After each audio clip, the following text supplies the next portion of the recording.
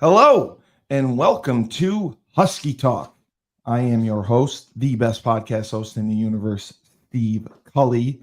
I would like to thank our sponsors at Procyon Partners. Procyon Partners, a full service financial firm. They are the top 50 fastest growing companies in the country. President Sean Rabinowitz loves Husky Talk, proud supporter. And when I make my first million, he's going to get me a Tesla. So thank you, Sean. And with us today, a very special guest from the volleyball team at UConn, former volleyball player, now Instagram star, Mrs. Raftyn Rignell. Is that how you say it? Yes, Okay. Rignell, you did it. Rignell, Awesome. Most okay. people say Rignell, but no, it's Yeah. Rignell. Yeah. I mispronounce Maid- everyone's name. So Yeah, maiden name was Byreth back in the day when I we remember used to that. pal around, but yeah, Rignell now. So I remember that. And you have quite the Instagram page, quite the following. You are pretty much an actress. You're on camera all day. I mean, that's gotta be fun. It's gotta be fun it's and exhausting. it is. It's all of those things. A little It's bit of both. Because a you're a little bit of both. mom. Yeah. Yes. It's a lot. Yeah, no, I've Which is truly so never good. never worked harder and longer, but I've so loved doing It's this. fun, So right? yeah. Every day it's a new adventure. Yeah. I remember I had talked with you. You grew up in Minnesota. Did you play sports? Did you always play sports? Did you start at like a younger age, or did you pick it up kind of older? Yeah. Oh yeah. I played sports my whole life. Very competitive, You just were a from a great very athlete.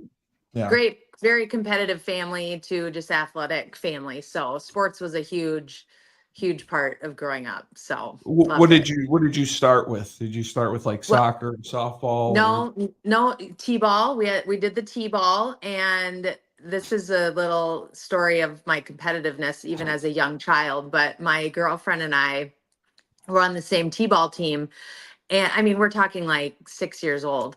And they were like, okay, that's a tie. Everybody wins. And me and yes? my friend were like, no way. No. We won 12-2. And we were keeping tally in the dirt with our Yeah, fingers on that the is in the bench awesome. because we were like, no, we didn't tie. We won. That's what they always Like, tell you in T-ball. I yeah, hate that. Yeah, exactly. So even at a young age, I had that like, competitive I want to spirit. win. Yeah, You for put sure. you put the 6-year-olds in their place. I like it. I like it. T-ball. Wow. So I mean, Yeah. did you progress from there, or did you continue No, on? Okay. No, we didn't even have like softball Softball. at our high school level. So I Oh did wow. gymnastics for a short stint, and I remember my basketball coach was kind of sat me down, was like, "It's time to quit gymnastics. You need Yeah. to do basketball. You're going to be tall." So Yeah. I quit that, and then I just focused on volleyball and basketball throughout my high school career. So Gymnastics is yeah, so crazy now. I just know my friends who are parents who have kids that do it. They yeah. have 3-hour practices like 4 days a week, and then they're on the road every weekend going to Hmm. meets. Yeah. The traveling, and you got to pay to Well, do it. honestly, I feel like that's any youth sports nowadays. It Like is now. You're right. my kids, I mean, we'll get into it, I'm sure, but oh my gosh, like my boys play baseball, and like this year we had all three kids in travel sports, and it was a Oh freak my show. Like God. I don't know how my husband and I came out alive. Thank God for my parents. They live in the same town as us, and they're like super dedicated, so they come and help us out a lot. But there was weekends we'd all three, we'd have all three kids at tournaments in different cities Different throughout the state. locations. So Oh it's my like, God. how do we do that? So we divide and What conquer. what age groups are they? Yeah, so my oldest is 15. So Okay. he's a boy. He's a ninth grader this year, getting his permit. He's gonna be driving. He just asked the Yeah. girl to homecoming. Like, oh my gosh. He's like way taller than me now. I mean, it's just You got those genes. Yeah, he's a that's little good. man walking I around the know. house, and it's just freaks me out. And then my middle son is 12, and then we have a daughter who's 10. So Oh wow. And those she three. she does travel as well. She does travel Yeah, sports yep, as well. yep. Uh, Fourth grade, what- they kind of start that fifth grade. So Okay. Okay. Wow. Yeah, you're right. The right now, if it's basketball, baseball, whatever, it's year round, and oh yeah. it's a club team or an AAU team, and it's it's a business. It's really a Yeah, business. it's crazy. And honestly, we love it. They love it. So Yeah. it's just what we do. I mean, we're never home on the weekends, and that's just Idle time is I never always say, never what else good. would we be doing? Yeah. What What else would else? What we be else? doing? What else could you be doing? Yeah. Um, you had a bigger family, right? Didn't you have brothers and sisters? Yes, I have a brother and a Yeah. sister, Yeah. super close family. Yeah. We all live, my sister and parents live in the same town as me. I'm still living now where I grew up, Okay. which if someone would have told college Raftyn that, I would have been like, no way, You not would in a have million stayed? years. Yeah. I mean, You, when after high school, I was like, I'm I, out. I'm I'd have had going enough. far away. I'm doing the thing. So it's funny now living in my hometown, Yeah. um, Well, which you're a back in the legend day in would your have, hometown. You're a legend in your hometown now. yeah, washed up, I guess, old glory Did days. But did you start playing volleyball in junior high? Because it probably wasn't offered in yeah, it started a fourth, little fifth bit grade. later back then. I feel Yeah. like I was maybe like 13 when I really got into like club stuff. Whereas, I mean, now again, they have club at 10 years old. So Yeah. things have gotten earlier. But yeah, I started off club, um, you know, pretty That's where early you and start. just Yeah. kept going. I never did an AU basketball. I just did high school basketball, but I had opportunities to play college basketball as well at Yeah. the Division II level, but I just volleyball was my jam. So I stuck with that, and I played on a really high level club team. A couple of my teammates, one went to Penn State, one went to Minnesota, and if anyone knows anything about D1 volleyball, those are big names in volleyball. So we had a really good, fun club team, which was awesome. Yeah, that's what Stephanie Schindel was telling me that Yeah. club teams were very, very good, very competitive, Hmm. and you got to play with the best talent in your area basically the Yeah. entire time. And you Yep. got better. And she said it was better coaching. She said she had much better coaching as well. Yeah. So you're getting better coaching. You're getting pushed by the best around, and then you're playing constantly. So you're Yeah. eventually going to develop. Did you have a love for it early on? Did you Oh like yeah. it? You liked I it right loved away. it. Yep. I was sold. And, Never a question. I was in. I drank the Kool-Aid, the volleyball Kool-Aid. what I was position did in. you play? I played middle in high school. Okay.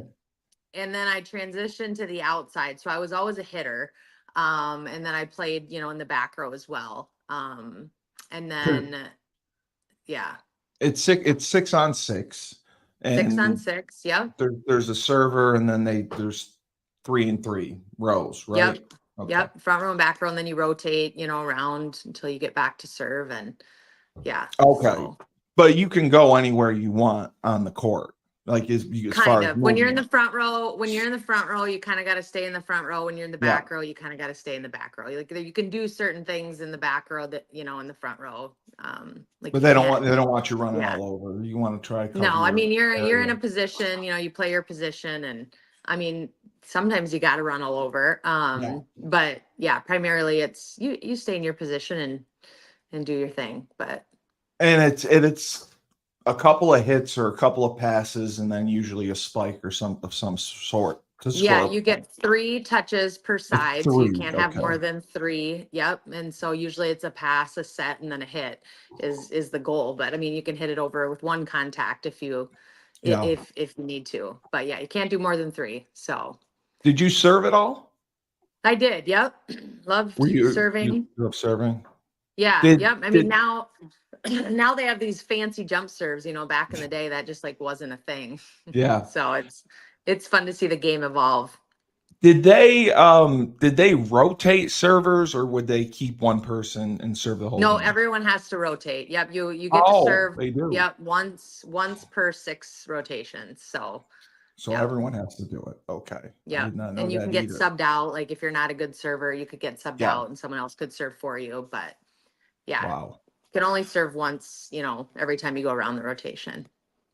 So you started playing club, and then when would you say, did they have like seventh and eighth grade volleyball at your Yep. school? Yeah, Okay. we did. I actually was on the varsity as a seventh grader. Oh my God. we had a very like progressive coaching staff that like, if you were young and you could play, they'd move you up. They didn't care. They didn't play favorites or anything like that. So Oh my it was God. like, if you were one of the best, you'd play. So yeah, I was on varsity as a seventh grader and just continued playing the Wow. rest every year I got older. So it was pretty cool. I mean, I played some B squad at that age too, but you could get, certain Yeah. time at varsity and you could share Yeah. positions. So That must have yeah, been so I quite an played at the experience. varsity level for volleyball and basketball at a pretty young age. Mm. Was that like a culture shock being with the older kids? Yeah, but we had a really good like They group were they were of good with you. upperclassmen, Yeah, I Yeah. mean, I think it was like, hey, we want to win, and if this little pipsqueak can do it, like we'll do it. So yeah. And volleyball, was that considered a fall sport or Yep, winter? fall It sport. was fall because Yep, basketball was winter, right? yep, And basketball's winter. and so wow, so you were playing varsity volleyball in seventh grade, and Yeah. then you got to varsity basketball as well. Yeah, I want to say maybe like a ninth grader, I played Wow. basketball for varsity. Yep. But did So a you little play later, okay. Did you play but basketball before that at all or yes, no? yep, yep. You I did. played like it was, yeah, a little league. I wouldn't call it AAU, it was more local, but Yeah. I guess it was like a small version of AAU. So I played that And you and I didn't like loved it. basketball. You like I okay. loved basketball too. I was physical. I could shoot. I could not dribble to save my life. I remember when I was young, the coach would make me play minutes on the B squad as the point guard. So I would So get you learn how to like, get ball so handling I would skills. learn how to handle, and I hated it. I was like, I just want to shoot and post up and rebound Well, and yeah, I mean and like, you're tall. Like they get the yeah, tall I girl don't out there want as the to point guard. dribble. I mean, it terrified me to dribble. So Yeah, that can be terrifying. I yeah. couldn't dribble to save my life No, either on the I mean, I could basketball maybe team. do like a pump fake and like two dribbles, but like, no, managing the ball up the court, no, no, no, no, not for me. So wow. So when did you start getting significant playing time on varsity for volleyball, would you say? I would say probably ninth grade, like all probably ninth, 10th, 11th, and 12th. I was starting and playing a pretty primary role for our volleyball team. So So they kind of brought you in as a seventh grader to bring you and have you learn the system and yeah. get you used to everything. Yeah, Was there was dressing varsity, not yeah, really playing much, but like, playing more on the younger ages, but getting to dress varsity and then getting to practice still with them. yeah. And then yeah, every year that I got older, just kind of the playing time and the role increased as I went So on. So your coach must have saw something in you. I mean, yes, oh, I'm he sure. must have And really I'm from believed a in you. smaller town, I so know you are. I our remember you yeah, said our that. pool of athletes like isn't, huge. So it's like when you've got a good player in a small town, like you Yeah. gotta kind of utilize that person. So No, I remember you said that your graduating class was small. What was it? Do you remember the size of your yeah, graduating? I don't. I'm gonna screw it up if I try to say it, but I remember you telling me about it, and I just couldn't yeah. believe it. It My was my very, very town I'm small. from is 13,000 people. Yeah, yeah, Which is, yeah. it's That's not small. super small. I mean, we've got smaller towns around us, but it's not, Yeah, yeah, not a big. So to be having gone to UConn was like a pretty big deal. huge deal. Yeah. So did you play other schools that were bigger than you? Were there enough of them, or did you play all small schools? We played primarily small schools till we would like Okay, make it to the state tournament, and then we would get to kind of play some different competition. But we have classes in Minnesota, like, like we do so it here. break Okay, yeah. I mean, it breaks down the schools based on size. So we would go to some tournaments during the regular season and get to play like the bigger schools, and we would compete. And we still do. Our program to this day is like very strong. I mean, we've just had good, just history of great coaching. So Good talent, good coaching, yeah, all the way yeah, up. And did they they do a have great job JV of too? developing kids. Yeah. Yeah, Did they have JV? they A, did. J, a Yep. junior? Okay. Yeah, So I don't. Well, wow. I think it was like B squad, varsity, B squad, C B squad. Maybe squad. I don't. remember a JV. I guess, but And how was the size of the school system structured? Like in New York, we do A, B, C, D. What's it yeah, like? What we're is like it? 4A, 3A, 2A, Okay. 1A. Yeah. Okay. So, And you guys were 1A? well, we were 3A. We were actually we were in one of the biggest classes going, Wow. that now they have 4 classes. So we're in 3A still, but now there's a 4A. So, we were in the biggest class and we had to play against like metro schools, huge. But which was again kind of fun because we play all year these smaller schools and then we get to state and it's like, whoa, Yeah. this is big That's for time. So real. yeah. Wow. How would you say you did once you started getting more time as like a sophomore and freshman and Good. sophomore years? You performed pretty well. Yeah, yeah. I was like a go-to player, but again, like smaller school, like I'm not trying to take anything away from myself, but it just No, the I went to we smaller school too. I know how it yeah, is. I had good players around me, for sure. But yeah, no, I played a significant role You for stood out, sure.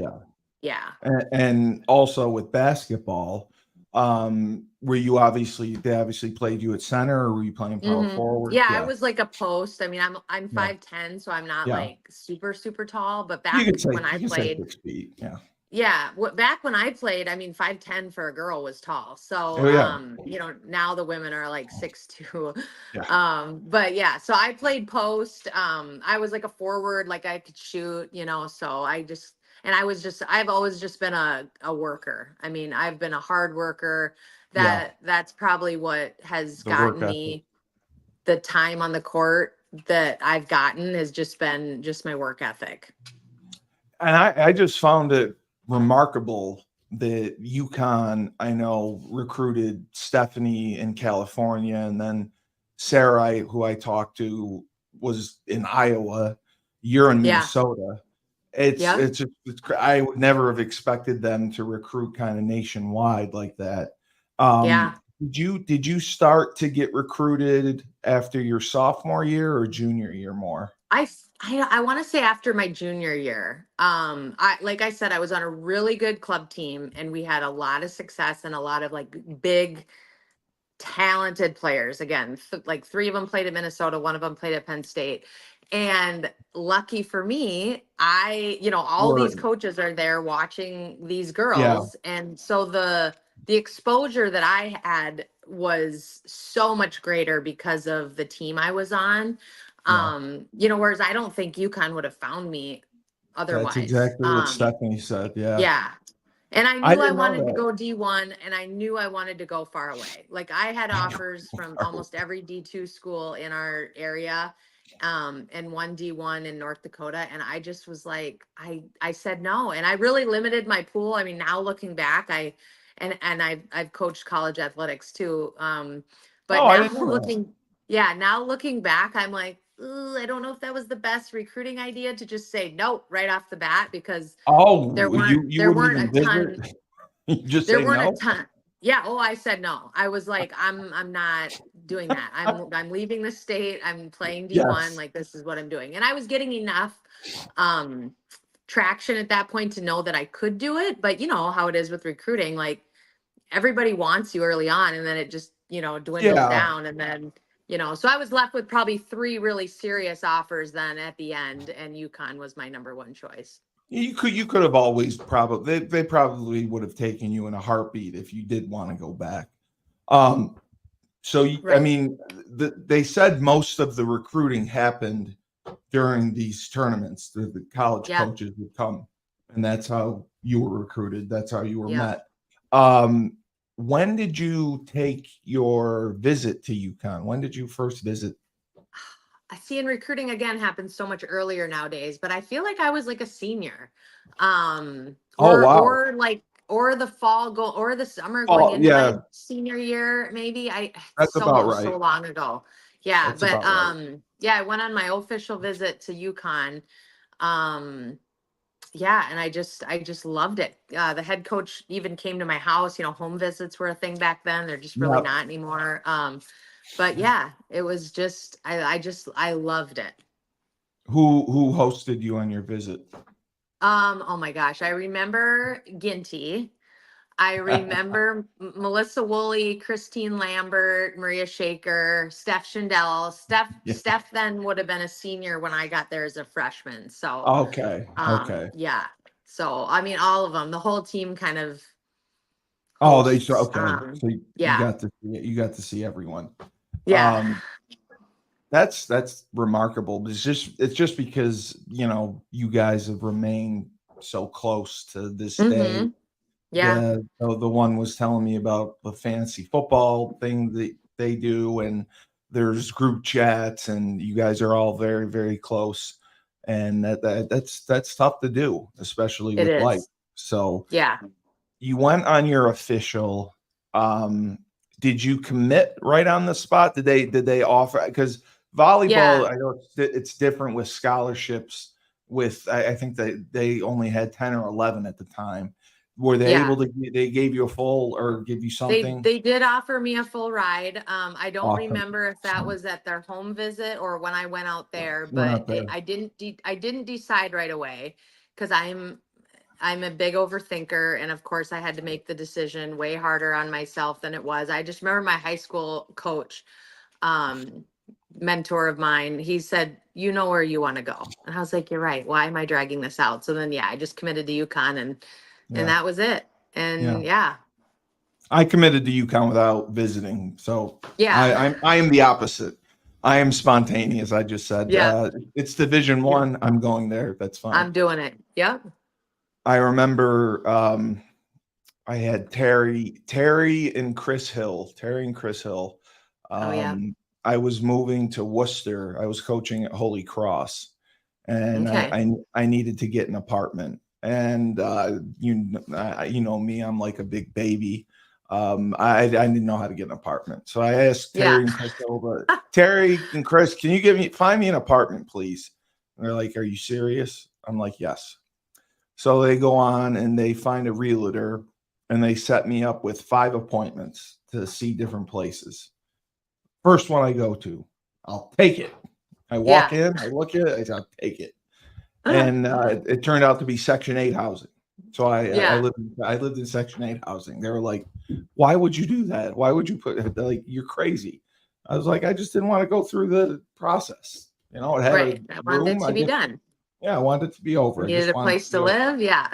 Yeah. It wasn't exactly hilltop apartments, let's put it that way. Right. Um, Right. was coming to UConn like a culture shock for you, coming from the Midwest to the Northeast, the North in this New England, it Yeah. moves a lot faster and people aren't It nice. does. I would say yes and no. Like the people was different, but that's why I love stores because it's such a rural environment. You Yeah, it drive up was. that hill and it's like there's cows. I mean, Yeah. All of it's a in the sudden middle there's of a house. nowhere. And so I Yeah. felt like I'm at home. Like this is a small town. Versus like the University of Minnesota is like right in the middle of the Massive. metro. You know what I Yeah. mean? Like huge. So Minneapolis. no, so that part about UConn I loved because I was like I can still get that far away experience, go off on my own, do my own thing, but yet I'm still felt like I was in a cozy little environment. So Yeah. Yeah. Um, yeah, it's crazy. You're driving down 195 and mhm, it feels like you're driving down it forever. And then all of forever. a sudden, there's this college. No, you I just just, pop out and it's like, yeah, oh, here we there's are. there's a dairy farm with the cows running around, and then I think the chemistry building was on the right, and it's like, Yeah. wow. No, I And know. I then used to tell people that and they were like, really? I'm like, yeah, crazy. it's not what you think it is. Um, and have you been back recently? I have not. It's been 10 years. So It has been I okay. went back and for my college roommate's wedding. Abby, I've got to give her a shout out. She's another one you got to have on the podcast. She was a field hockey player and she got married. So my husband and I think we flew into Boston and we did kind of a New England like road trip all the way through and kind of did all the things. And even then campus had like blown It's up. I mean, crazy. it's I know. just I couldn't, it was unrecognizable. That's what I was gonna Because say. Yeah. back when we went to school, I mean, remember all the construction? It was Yes. such a construction zone. And I was Yes. like, here all these future classes are gonna reap the Are benefits of gonna get this. it. But Yeah. yeah. But no, it was unrecognizable back in 2014. So I just can't even imagine what it's gonna be like when I get there next week. I can't wait. I went in 2018 and I got lost. I mean, Yeah. I couldn't believe it Yeah. how much it changed. Just the football stadium not being there. They Right. put the basketball facility there, and then the football facilities across the way. And then you guys have a facility now, I'm pretty sure, volleyball, Yes. Yes. hockey, And yeah, yeah, so baseball. that I just learned about. I mean, I just this year, I didn't, I guess I was like, that's amazing. Cause I was watching their videos and I'm like, is that the field house? Did they just like block this off and like make this? And then, yeah, I learned they had their own facility now. And I'm like, awesome. It's about Yeah, time. yeah, yeah. No, I had started watching volleyball because I'd been interviewing more of you because I'd never really watched it before or understood the Hmm. game. And Yeah. I was just shocked on ESPN Plus. There's UConn. Oh, UConn was yeah, playing. And I'm I watching know. on volleyball. I'm like, wow, Yeah. they cover volleyball. And Yep. Oh, yeah. I was just shocked. And yeah, I saw the facility. I was like, what the hell is that? I don't remember that being there.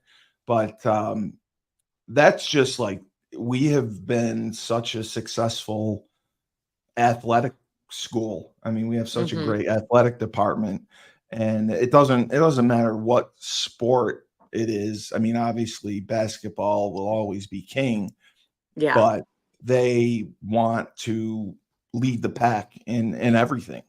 And that's Yeah. why they did what they did with volleyball. They've Yeah. done that in hockey, baseball went to the Final Four this year. I mean, they've Yeah. had so much It's, success. It's amazing. Yeah. And It they is. they they really put athletics. I mean, they're working at that, the athletic department. I mean, you got to commit to those programs if you want to see them succeed, especially at that high level. Yes, you are correct, which reminds me, our other sponsor, Bleeding Blue for Good.org. That's Mike Burton. It's his our NIL collective, the Okay. organization. Yeah, yeah. They raise money now to pay the athletes Yeah. because if we want to succeed in the new Mhm. world of the NIL, we have to raise money. UConn has two collectives. It's Bleeding Blue and Stores Central. You can Okay. sign up.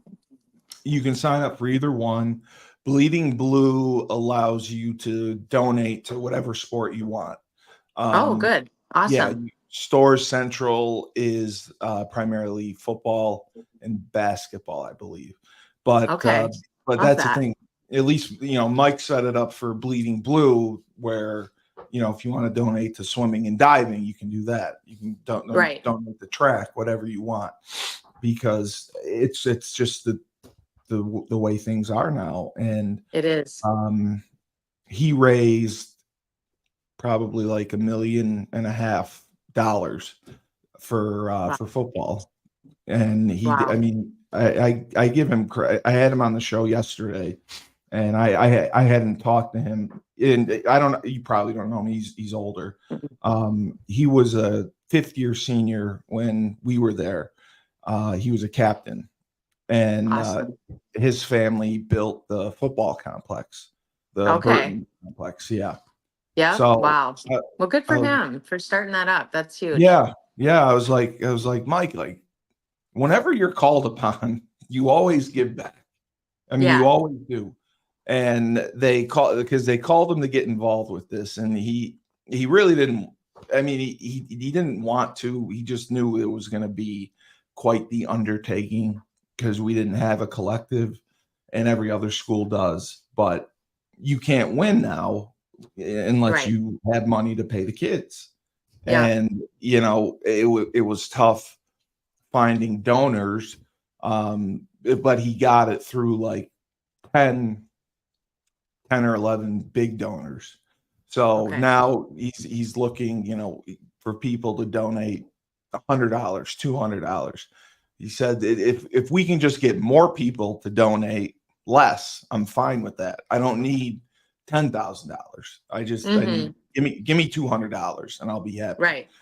Because I just like it was, I think it was him and like Tommy Collins that sat down and kind of put it together and started that collective. But that's the difference now. Money is so huge in athletics since we were there. Mm-hmm. Did you get there? Did you play right away as a freshman? I got some minutes as a Yep. freshman. I wouldn't say I had a huge role, but I did get in. And I was working my way into the lineup, and then I blew out my knee. So Oh, that's I right. had a very injured college I career. recall. Yeah.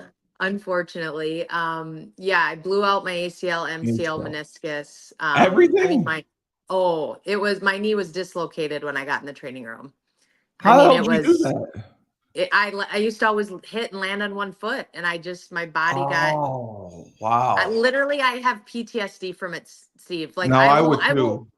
I will like start, like if I think about it, Yeah. it, You don't have to I, think. oh my I don't God. want to. I don't Anyway, want to do that to you. yeah. So I major, they were like, Yeah. this happens to football players. This is not Yeah. normal. So, yeah, so that was bad. So that was early on in my freshman year. Did And then, they do yeah, the the surgery sequence, right away? they did, They- you got to get the swelling out and all that and do Yeah. rehab. And, so yeah, They I tried to get got it. that done. And then rehabbed back, played my sophomore year. So I was an outside my freshman year when that happened. Um, Did Steph you redshirt Shindell. or Nope, no? nope, Didn't- nope. Okay. No, I didn't medically redshirt. I don't know. I think I'd played in too many games to be able to at that point. You might have back Um, then. Yeah. yeah. And then I came back my sophomore year and played middle, which was I'd played in high school, so I was familiar with it. I wasn't really recruited as a middle at the college level, but we had some roster changes that we had to kind of deal with. And I remember my Yeah. coach being like, "We need you to play middle," and I was like, "Listen, I don't care where I play. Like, You just I want to just want to play. be on the court." You know what I mean? So played my whole sophomore year injury free, and then my first game back junior year, I blew out my knee again. The Not the same one. the same one. Yeah. Oh, the hell. And so I was out. I could have probably shirted that year, but my Yeah. trainers were like, I don't think Well, it's a good idea. it's tough. Yeah, when you've They're like, torn it if you can twice. get one more year out of this, great, but Yeah. two is a stretch. Yeah. So yeah, that was a bummer. So rehab that back, and then came back what would have been my senior year, and played right side. So kind of got a little bit of everything in the front row, which was, again, I was just like a athlete, 5'10", versatile. I could hit, so Yeah. I mean, I could switch positions pretty easily. But again, I was like, I don't care where I play. I just want to be on the court. I want to How help my many team. coaches So did they have? I had the same coach Volleyball. my whole 4 years. But is it only one coach, or are there a No, couple of oh, sorry. coaches? Yes. No, we Yeah. had a head coach and assistant coach, and then I feel like we Okay. always had a graduate Or assistant. So there GA. was three. Yeah, Okay. three coaches on the bench. Yep. Okay. Okay. Which I would say That's is right. there's probably 3 to 4 today as well. So Yeah. Yeah. And it's crazy because the NCAA, I don't know if you saw, they approved, or they're gonna try to push through more scholarships for kids. The scholarship okay. limits in sports are all going up. Yeah. Right. Like football is going from 85 to 105. Wow. So Yeah. how many are on a football roster? Well, that's the thing. It's going to be capped at 105.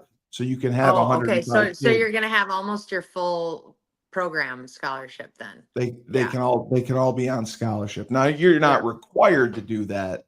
Yeah. You can if you want to, Yeah. if you have the money Yeah. to do it, you can put 105 kids on scholarships, Yeah. or you can split them up, whatever you want. You put 90 kids on scholarship and have 10 walk-ons. But Mm-hmm. yeah, I thought that's not great, because walk-ons always made a difference, and there was always a walk-on that would do well and earn a scholarship. And Oh if yeah. that, losing that, I think's wrong. But they Yeah. increased scholarships across the board for all sports. And I'm pretty Okay. sure volleyball went from like 11 to 20, I think 20 or Okay. 24. I don't know how many. Do you remember how many girls were on your Well, team? I feel like we roster like about like 16 would be good. I feel like we used to be at 12 Okay. scholarships when I used to coach You at were, Marquette. yes. Yeah, Yeah. So I don't know. 20 seems yeah. high, but I I'll double haven't check. coached at the college level now in about 10 years. So Okay. I'll double check. But yeah, they increased a lot. Like track. Track went from, I think, 30 to 70 or 80 yeah. Well, and see, those are such big volume rosters. Yeah. rosters. Yeah. Yeah. They need that support. Volleyball's always been a little smaller. So, And the biggest increase, which was surprising, was a sport called tumbling, which I didn't oh, even know. I didn't even know was a sport. And tumbling, I you didn't think either. I know gymnastics. gymnastics. Yeah. Yeah. I don't, it's not gymnastics, it's tumbling. And it Interesting. went from like 6 scholarships to like 40 or something crazy like that. Oh, interesting. Just like look it up sometime. Look it up Yeah, I'm sometime. gonna. NCAA increases scholarship limits, because it's just crazy. So after UConn, I forgot, what was your major? Well, my major was volleyball. So you were like me. I was You one you of those majored in kids that, graduation. oh yeah, they were like, Raftyn, you have to declare a major, or you're gonna be ineligible. I was like, dang it, I just want to play volleyball.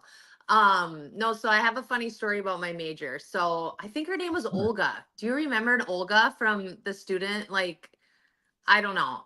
Maybe I dreamt that, but she sat me down and was like, "You're gonna become Oh, ineligible she if you was don't quit." your CPIA, your Yes, counselor. CPIA, Yes, that's it. yes, Yep. yes, And I yep, was like, okay. I yeah. said, what do I have the most credits in? She goes, psychology. I was like, great, I'll major in psychology.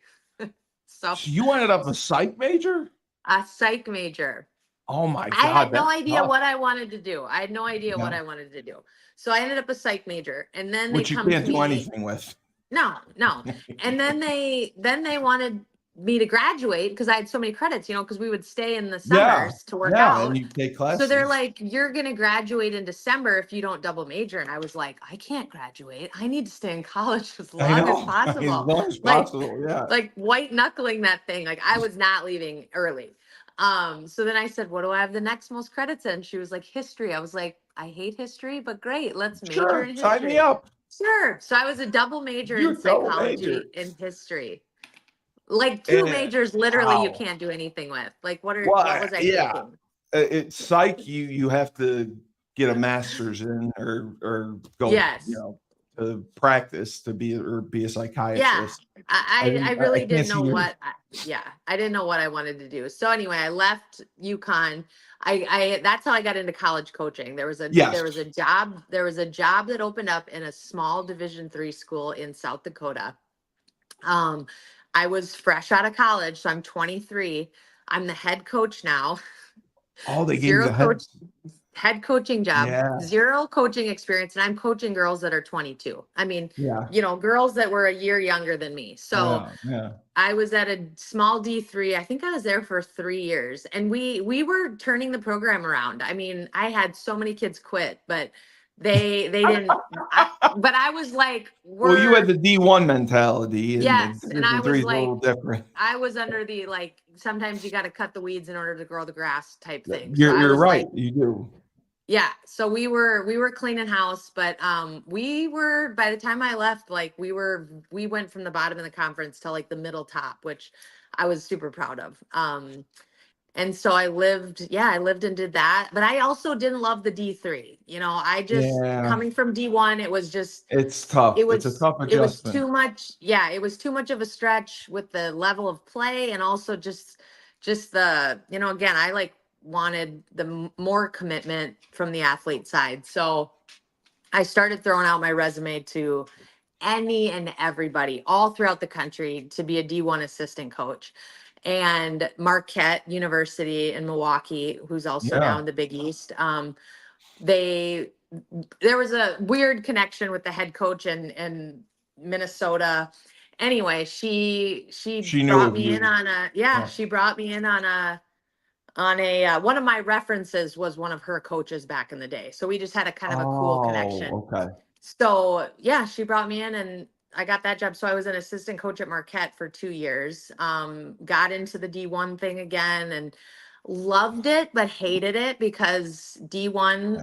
especially It's your assistants, I life. mean, Yeah. yeah, And you think you played a there lot. was no life. You're Yeah. literally gone nonstop. So I was like, Yep. ooh, I don't know if this is for me. And then unfortunately, our head coach was let go. So Oh, then the entire staff was let go. that So anyway, sucks. I Yeah. came back. I had just recently gotten married. My husband, his name is Derek. He played Oh, college. it's recent. Okay. I didn't know it was Yeah. So recent. no, no, no, no. Back when I was at Your Marquette, we co- had just gotten married. Okay. Okay. And Oh, okay. yeah, we had just gotten married back then. And then he played Division II baseball. He was a catcher. He played in the university that my hometown is in. So that's kind of how we met, when I was in the school in South Dakota. And then I Right. moved. So anyway, we got fired from Marquette. I moved back to my hometown, Marshall, Minnesota. There's a D2 school in the hometown. And my high school coach was actually the head coach. And so I called him up and I'm like, hey, can I volunteer? Like, I Can I just want help to, out? Yeah. yeah, I want to be in the gym. Like, I want to try to like get back into the game. The D2 level might be great for me because it's going to be a little bit less of a commitment than the D1. So I volunteered with him for a season, and then it was just like the timing was perfect. His assistant ended up quitting. So that door opened up and I So he brought applied you and on. got it. And then Beautiful. coached with my old high school coach, so my mentor, um, at the Division II level for the next 6 years. And That's loved it. all. And we were high level D2. I mean, we were ranked number one in the country at one point. So it was a very talented program. Loved just that hardworking D2 athlete Yeah. mentality. And it was great. I loved it. Yeah. And I thought I was on the track to be the next head coach when he would retire. And that was my plan and my dream. Um, You would but have taken it. oh yeah, I was ready to take it over.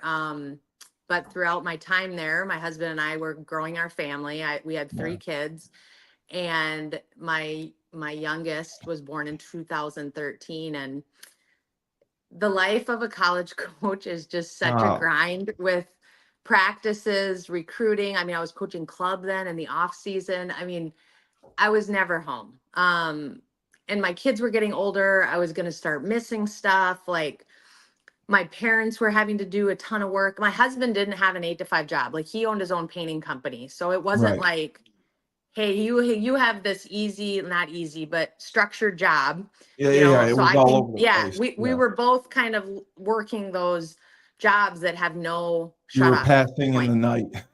Yes, exactly. And so, yeah, it just got to be too much. And it killed me to get out of coaching because that was my passion and just what I felt like I wanted to do.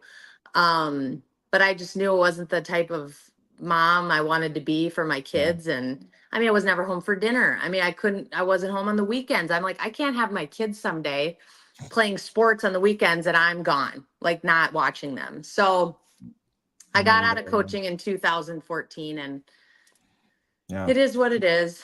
Um, No, I and understand then, completely. yeah, I coached for 10 years at the Division I level. I was at Dartmouth, Colgate, and Holy Cross.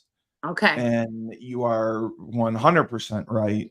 You go from your season football, it's 7 a.m. to 11 p.m., 7 days a week. Mm-hmm. Our head coach was a maniac. I would always be the jerk. I'd say, football's not this complicated. Yeah. You really don't need to spend that much time on it. But it's, you're watching film, you're game planning, Yeah. practicing, watching practice, recruiting. Then after the season ends at Thanksgiving. Right, that Saturday or Black Friday, you're on the road recruiting. Mm-hmm. And because when I was young, I had the worst recruiting, not the worst, but the furthest away. Like Right. my recruiting areas were Wisconsin. I had Iowa. I had Texas. So I got Nevada. So like those are places I'd have to go. And you could come back on the weekends, but for me, it was such a long flight. I was like, I might as well Yeah. just stay and go to the next place after. So it would be probably 3 to 4 weeks after the season, and then some weekends you have your official visits. Then the winter workouts start. You're there at 6 a.m.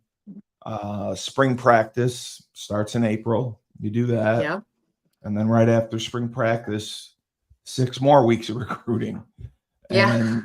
and then the only time you're off is in the summer. But really, in June is when now they do the camps. It's all Yeah. football camps. They Oh all have yeah. one day camps, and we would have a 1 day camp every weekend. And if we didn't, we would go work somebody else's. So the only Yeah. time the only time To you had make off was yeah. July. Yeah, it was. I mean, I liked it when I was younger. Mm-hmm. When you get older, it's like unless you hitch your wagon to the right horse that takes you to a big Division I program where you're making seven figures, you can Mm-hmm. kind of justify it if you're Right. making that much. But I remember when I interviewed at Holy Cross with my head coach, he said, "Just so you know, your wife is going to be a widow, and your kids are basically going to be orphans because I own you." It's like, okay, Yeah. thanks. I Oh, don't have either, okay. but Yeah. that's nice. At least he was That's honest. good. It's very Good, good, true. good for the other guys that never got to see their Yeah. kid. Yeah, and it would be funny because um, Dartmouth was the exact opposite. It was family friendly. They would, we'd be done at 7 o'clock. If you stayed late, they'd yell at you. Like I'd actually Oh get yelled wow. at to go home. Yeah, Yeah. and the wives and kids would come watch practice and then run around after practice.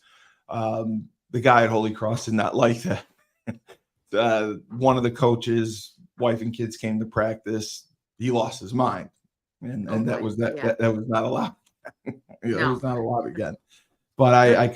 completely understand, and I could not picture doing it being a mom, especially of three kids. And Mm-hmm. you know, I'm not a parent, but I know that your kids are your life. Kids Yeah. are everything to you, and to not be there for them, it's got to be devastating. So it's good that you made that decision. What did you Yeah. go into immediately after Marquette? Yeah. So well, I went from Marquette to Southwest State, which was the D2. Yep. So I Oh, worked that's there. right. Okay, the one here, Yep. right? Yep. So after I left coaching, I went to work with my dad, who owns a wealth management firm here in my town, and Oh, okay. he was expanding and needed someone to help him just with like day-to-day office stuff. I didn't do any of the investments or any of that, but I just helped kind of organize and client services. And it was great because I had flexibility. Yeah, I was able to come and go. Like if my kids were sick, like I just loved leaving a job that was 24/7 to yeah, having like a life. Freedom. And Yeah. it was really, really nice. Yeah. For a while. For And a I while. love my Wow. dad. So My dad is like the best guy. Like I couldn't pick a better boss. I met Um, your dad. I pretty much remember. I oh remember meeting your yes. dad. Yeah. I loved working with him. Yeah. So it wasn't that. It was just I went from something I was super passionate about with coaching to Yeah. something that I had zero passion for, and it just wore on me as the years went on. So Yeah. that's kind of how my Instagram happened, is because I just was like, I was just needing You, something an else and outlet. something Yeah. creative, yeah, an outlet. And so it was December of 2019, and I right before COVID hit, and my was a photographer, and she was just like, you should just start an Instagram. She's 8 years younger than me, so she was way more into this like Social Instagram thing media. than I Yeah. was. Yeah, social media. And she's like, you need to start an Instagram and just start sharing your house stuff. Like, people would love that. I've always loved our home. Like, I've loved decorating. My husband and I bought an Yeah. 1880s Very farmhouse, which we true. still Yeah. live in. And he's super, super handy. And so we just were always fixing it up anyway. So I was like, I'll just start this Instagram. I'll just start documenting basically what we're already doing. Um, and we'll go from there. And I'm again very competitive. I started this thing with a business mindset. Like, I was like, if I'm gonna do this, I'm gonna go after it. This is not a hobby. This is gonna be something that's gonna make money and be successful. And so I went all in. And I remember my husband at one point looking at me and was like, "What are Does you he like doing?" Like, does he like being on camera and doing all it too or no? he doesn't have a choice now, but Okay. Yeah. no, he doesn't mind it. My audience loves him. Yeah. They love Well, our you like, have good banter. Banter. You have yes, good we banter. have great yes, they love our relationship. They love to watch us do projects together. Yeah. Just because we're so different in so many ways, but we're best friends, so it's so fun. But I remember him coming to me at one point and was like, I don't know about this. Like, you're on your phone all the time. Like, Well, that's what what you have is to the do, unfortunately. yeah. And I just was like, give me a year. Like, give me a year, and I can prove to you that this is going to be This will worth work. it. And Yeah. it was 6 months after I started, I got my first ever paid partnership with LL Bean. They were my first ever partner. And it was like, I was so excited. And yeah, I That's just amazing. kept growing my following and sharing more. And um, it just kept getting bigger and bigger. And Yeah. I now have a management team that I work with that manages my brand partnerships. So they Right. have, the contacts to get me hooked up with all these brands that I work with. And then that's been, you That's know, so great. huge for my business. So Yeah. yeah. That's amazing. So LL Yeah. Bean came on first. I Yeah. know They were my first partner. I loved it. Nikki was telling me about she was so happy she got Dunkin' Donuts because she loves Yeah. coffee and drinking her the Dunkin' Donuts coffee. Right. Um, so and a big part of it is interacting, right, with Yes. people who comment and showing that you appreciate their support or whatever, right? Yes, That they you're call paying it attention. engagement. The Engagement, yes, engagement piece is in huge. social media is huge. Yeah, So when I'm on stories on Instagram, people will send me DMs, and it's just that engaging with people in DMs. I mean, messaging them back. And now, like, people have been following me for so long that we have such good rapport that it's yeah, so fun to message people in DMs. I mean, sometimes I'm like, this is my job. Like, it blows my mind. Like, I get to sit here and laugh and be funny and joke with people in DMs, and that is helping grow my business. So it just is yeah. just it's just so fun. And then, engagement with the stuff that you share on your feed, posts and reels and all of that. So yeah, it's huge to foster a community. I mean, you want to gain their trust, you want Their them to loyalty. like you. You want them to enjoy what you're doing. I always my page is very centered around humor and having Yes, fun. entertaining. Um, Yes, entertaining. Like I want it to be a fun place when people come to my page. And so we don't take ourselves too seriously here at all. Um, and it's just a very fun atmosphere. I'm not afraid to make fun of myself. I'm not afraid to point out the mistakes we make when we do Yeah. projects. And I just think that's really relatable. In the world of social media where there's so much fake stuff going on, I think Yes, people really are drawn to the people can tell who's authentic and they can. who's not. So whenever I've asked my audience those questions, the number one thing they've told me is you're just so relatable, Yeah. which is the utmost compliment That's I can get. huge. So Yeah. yeah. Yeah, So it is. It is. And wow, I didn't know you were doing it for that. You've been doing it for that long. yeah, yeah. Um, how many brands are you working with right now, would you say? Oh, it depends on the month. I mean, if I can get like 1 to 2 partnerships per week, like that's great. Wow. One for sure every week. So I'd say 4 to 8 a month, depending on the month. And things are always busier in quarter 4. We have like it's like sales. You're always going to have your bigger volume months than others, and So there's what does it many different. mean? Yeah, if you get a partnership, what does that mean? Yeah. So there's many different ways to like monetize your social Right. media influence. So one way is with brand partnerships. So a brand will Correct. come to me and they'll say, "Hey, we've got this water bottle. We'd love to pay you X amount to Good. share it with your audience. We'll give you a discount code that they can get it for a percentage off." So they pay me a lump sum to share the product. Right. And usually in those partnerships, I don't get commission for Right. selling the water For what they bottle. I sell. Right. just get, yep, I just get the lump sum for promoting it to my audience. And then my Right. managers are the ones that have negotiated that behind the scenes. So they get a percentage of my rate. And your rates and whatnot are developed based on your following size. I love this job too because it does remind me a lot of sports because it's very statistics based. Like It is. It's we all have to, impressions it's and all views, performance, it's all likes. numbers. Like you have to show the brands screenshots of your analytics and like, Yeah, you can't fake it. Yeah. yeah, you can't, you've got to have the goods or they're not going to pay you the rates. Like I can get paid more than accounts bigger than me because of my engagement or because of my story Right. views, things like that. So, Right. the work that I have put in fostering that community has paid off because I do have great statistics that I can show to brands. So that's one way we can monetize is with working with brands. The other way is through affiliate commissions, which is where like I have an affiliate account with Amazon, and if I share something on Amazon that I've bought and loved, then I get a commission of the sales on those items. Oh, wow. So That's so there's great. that. Yeah. So there's that revenue stream too. I mean, people have blogs. I mean, you Yep. can monetize on TikTok. I mean, you can YouTube. So I'm primarily on Instagram, and brand partnerships and affiliate commissions are the 2 ways that I Does make money. I your mean, does your Instagram sister do it itself, too? no, she does not. No, Okay. she has a media company that she does websites and whatnot for.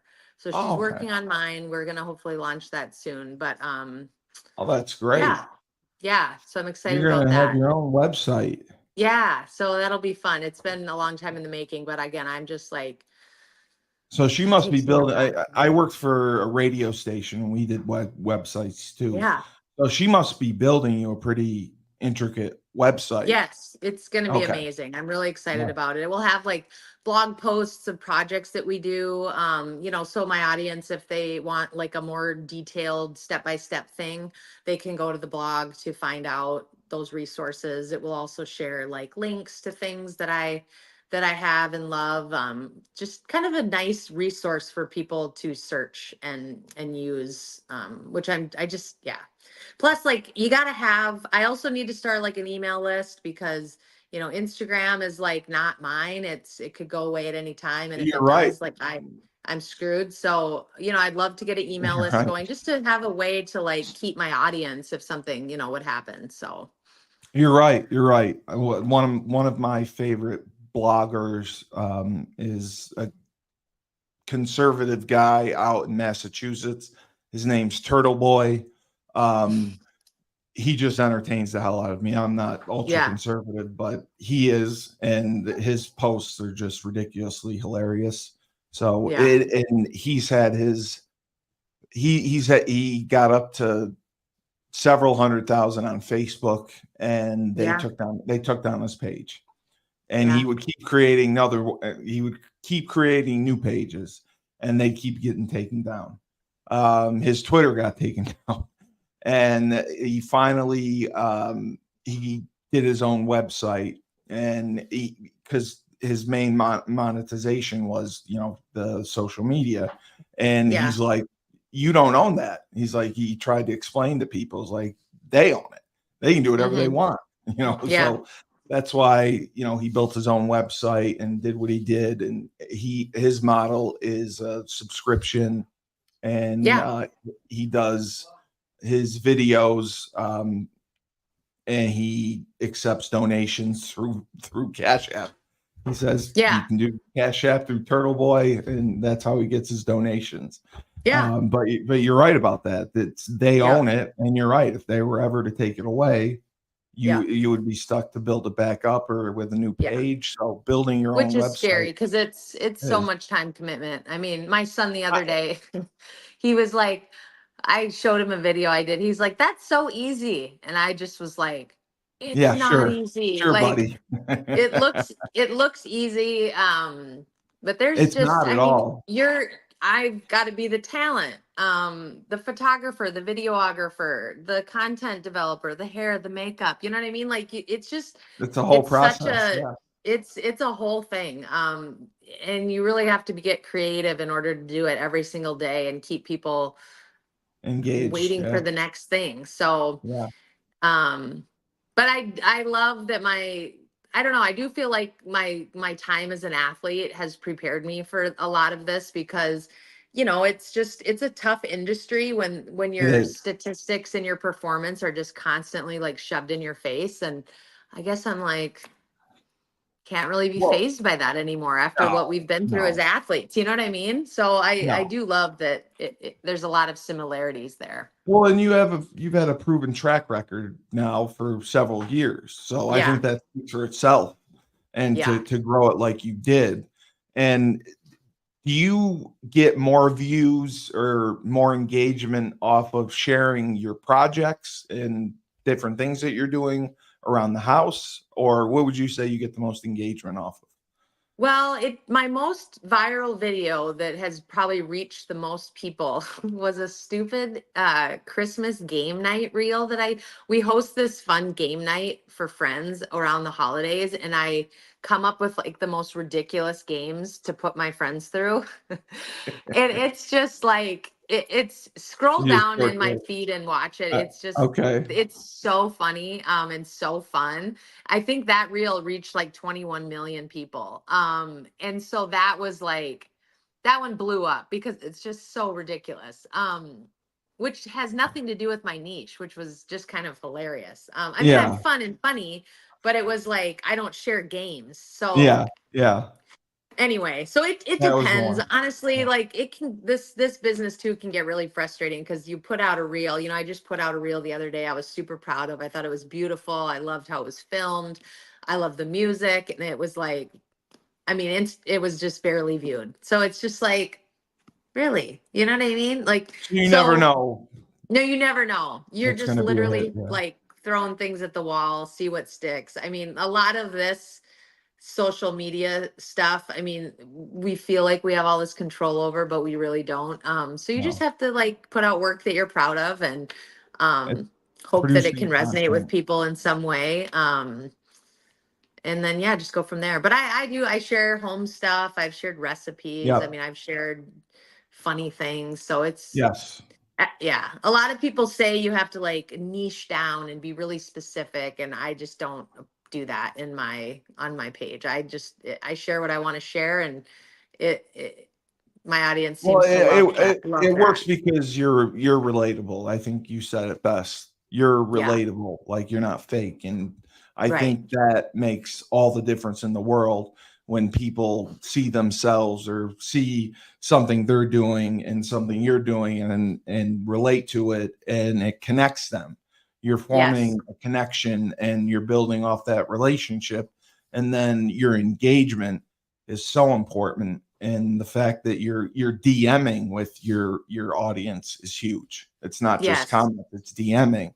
That you're Right. taking the time to do that. That makes all the difference. So Oh yeah. And they I love that. I mean, that's what they keeps them do. coming back for Yeah. more. So that's You like, get yeah, you that's get them, cool. they get the attention. Yeah, Hmm. 100%. They love that. They love it. Yeah. So next weekend's gonna be fun. I'm excited Yes. for it. I can't wait. The game, I believe it got moved to 4:30, correct? Okay. Honestly, I don't even know. Yeah. Someone made a little It itinerary it and I was it like, it I'll did. save this. My mom's like already packing. I'm like, I'll deal with it next week. No, I'm excited to go too. I'm excited to go Yeah, I too. can't wait. I'm very excited to see the new facility. I can't wait. My daughter just wants to go to the bookstore. She's like, cannot Yeah, if you wait want to some get a gear. Yukon gear. You And want Paige Becker's yeah. gear? Oh yeah. She's like, do you think we'll see her? And I was like, Yes. Maybe I'll text Hootie and be like, can you Yeah, arrange a yeah, a yeah. meetup? Yeah. So I'm like, Quinn, I don't think we'll see her, but you just never know. Well, So she she's she was at Fashion Week. I mean, the Yeah, no, exactly. I know. I'm the like, I don't think she's gonna be just like walking around the bookstore, but yeah. Yeah, the girl that I may or may not be seeing loves her, so I get to see her TikToks all the time. oh fun. And I'm bringing her next weekend as Oh well, and good. she said the same. She's like, "Can I meet Paige?" I'm like, I was gonna call obviously Chris Stasitis, since he's the Yep. he I does remember the him. he's the men's and women's basketball manager now, the equipment guy. Okay. It's like, Chris, is there any chance that Paige is going to be around? I'm so embarrassed to have to call and ask that, but I'm going to. Yeah. But yeah, it's good. It's good that we're going to all get a chance to go back. And I haven't been back in a while. And they've been very happy with the podcast, and they're really trying to increase their alumni engagement, and that's Yeah. the one thing. Phil Hunt is in the Yep. I president's remember office. him too. Yeah. Yeah. Phil was at North Dakota State, Okay. and yeah, his main priority right now is to build alumni engagement, Yep. because the UConn's great. The problem has been student athletes graduating, not having an alumni pipeline to get them jobs, and that's what Yeah. he's really trying to build. And Okay. I said, we got that right here. I said, Husky talk. I said, I can give you any profession you want if a student athlete is interested in. And we have alumni that want to help. We have alumni that want Yeah. to contribute, and everyone wants to see us succeed. So that's something that we're working on. Sean Rabinowitz, he's the guy that sponsors me. He does wealth management. He was a rugby player. Okay. Didn't live in the rugby house. I wanted me to make that clear, but he was on the rugby team. But I remember the rugby house. yes, we all remember the rugby house. X slot in the rugby house. Oh my Um, gosh. I but still have like VHS tapes like of me recording X lot yeah, over. Oh yeah, I gotta find those. yeah, I don't we know had how I got we my had a hands couple of on a those too. camcorder, but yeah.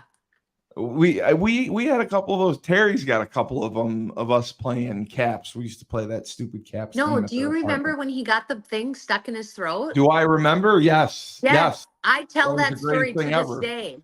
I tell this story to Were that you day. were I'm there? like, You were there, right? yes. Okay.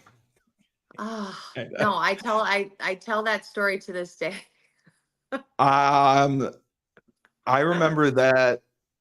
I Oh my. remember that for a couple of reasons, because I think it was one of the only times I saw Terry get mad at Uwe because Uwe was laughing about it. And then we took him to the hospital, and The the infirmary. doctor, the infirmary, and the doctor just shook his head, and they took him in. and all he wanted was the cap. He wanted to keep the Yeah. cap. Oh, and the X-ray, you can like And then see you could the see the like. X-ray with the thing, yes. And the doctor would not let him keep the cap. The doctor said, "This is what I do. You're not getting the cap back." Oh, Terry that Terry they should wanted the have cap given as a him the prize. cap.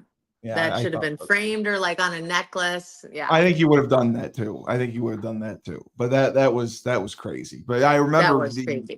videos of that Caps game that I thought was so stupid that they would play, and that and beer pong. But yeah, and then Tyler King living there.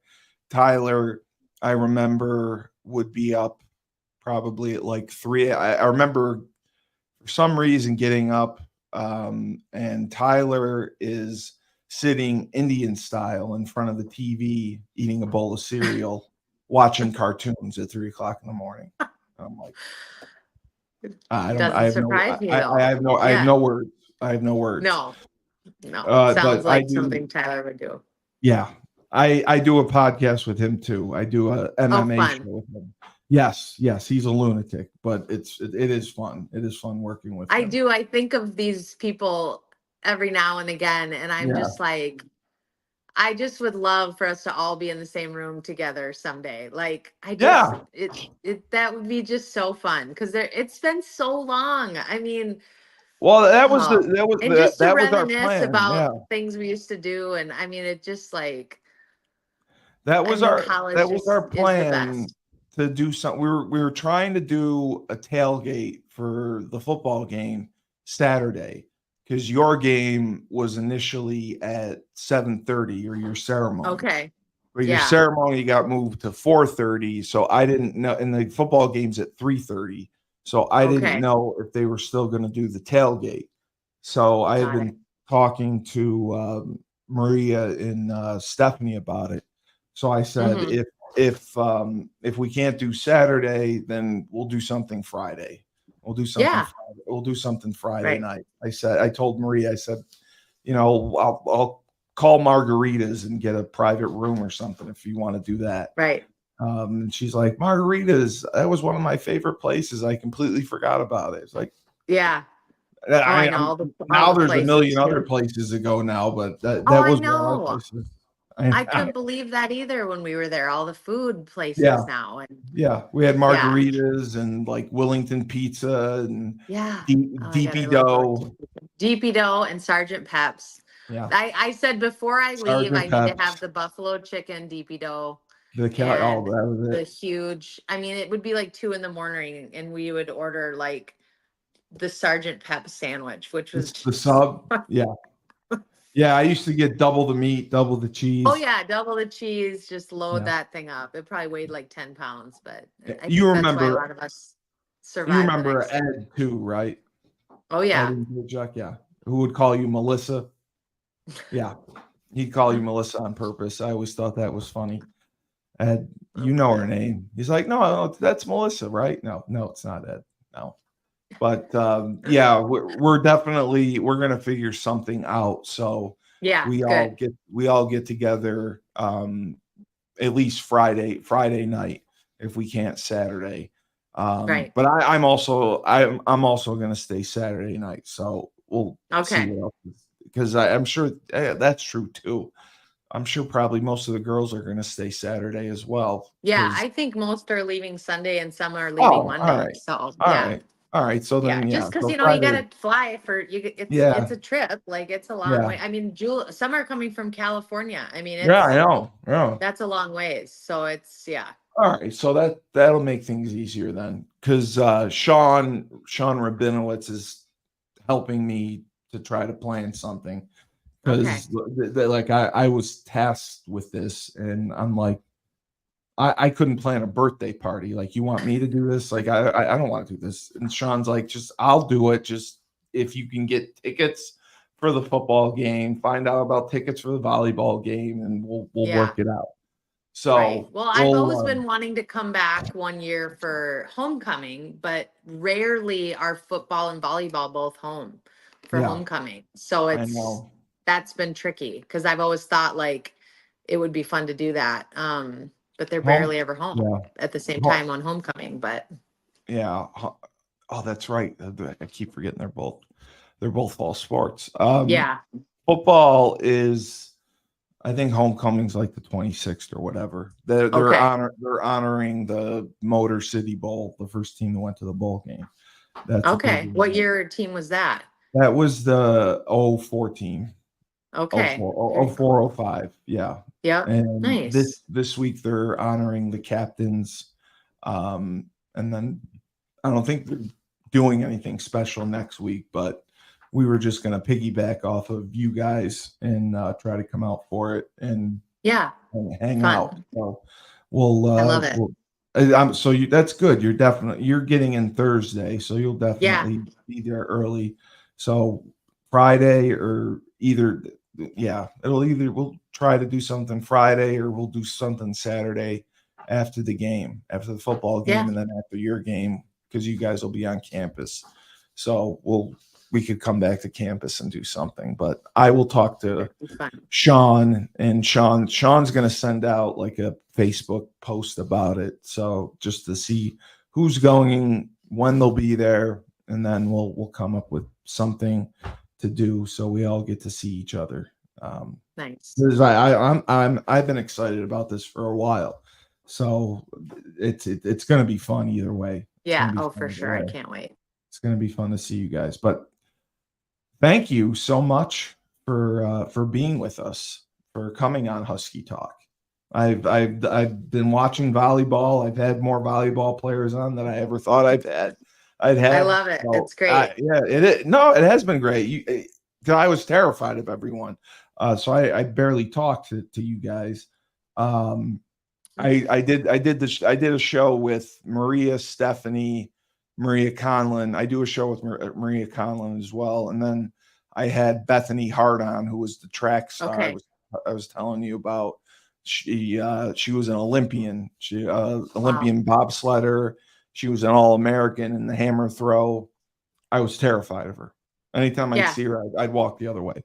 I told her that too. And I did a podcast with her, and I was scared to death interviewing her. And then I did the girls podcast with all of them last week. And I'm always nervous. I don't think I interview women well, so I get scared. I do. I get terrified interviewing girls. Sweaty palms and everything. Yeah, I do. I don't think I don't think I can interview girls well, so I get nervous doing it. So you're doing great. I love it. They get a kick out of that one. But thank you so much for coming on. I had wanted to have you on for a while, and I didn't have a connection, and then thankfully Stephanie and Maria, they went right to work. I love it. They gave me like 10 people. So I worked awesome. it out for me. Yeah, no, it has been. You've got a big list. No, I love what you're doing, because it really is. It has been fun to look through the names and be like, and because I don't follow everyone. I don't know whatever, especially people that weren't in my sport. So it's been fun to see what people are up to nowadays and where they're working and what they're doing. And it's just, so it's great what you're doing. Yeah. That's my hope too, because I copyrighted and branded the podcast, because I just looked around and nobody else, no other school does like an alumni podcast. Yeah. And I think they need to, or they could use it, especially for fundraising. I mean, especially. So that was my hope, that we're going to try to spread it around to some other schools. I got offered jobs from other schools to do podcasts for them locally. Okay, cool. Like Hamilton College, Utica College, or like, will you do an alumni podcast for us? So there could be something there too, but primarily Husky Talk now is for Bleeding Blue for Good, trying to raise money for Mike for NIL so we can continue to have success in sports. And I have to thank my other sponsor, Green Street Trust International, is our newest sponsor. Rignell Jump and his team. I don't know if you remember Rignell. He played football as well. Rignell, he works to help you with asset protection and management and tax reduction. And you can schedule a free strategy session with him at calendly.com/Green Street Trust. So do that. I think I got that right too. So those are my sponsors, and I got them all in. But yes, Raftyn Rignell, amazing social media influencer. I can't believe I'm saying that, social media influencer. But your Instagrams are awesome, hilarious. Thank you.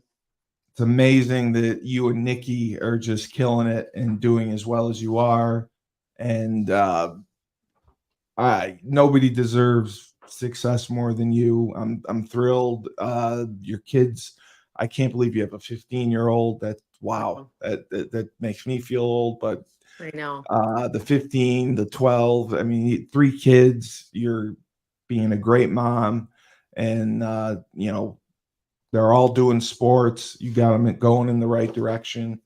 So kudos to you for Thank you. everything that you've accomplished. And I mean, you earned it. You definitely Steve. earned it. Going from being a coach and, working for your dad, and then you bet on yourself. And that's what I admire. You bet on yourself. You said, I can do this. I can make this work.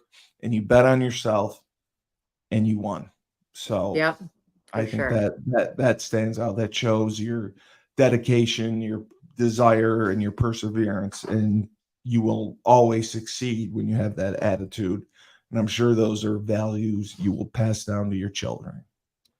So for Raftyn, I am Steve Cully, the best podcast host in the universe. Remember, when life gives you lemons, don't make lemonade. Take 2 oranges and throw them back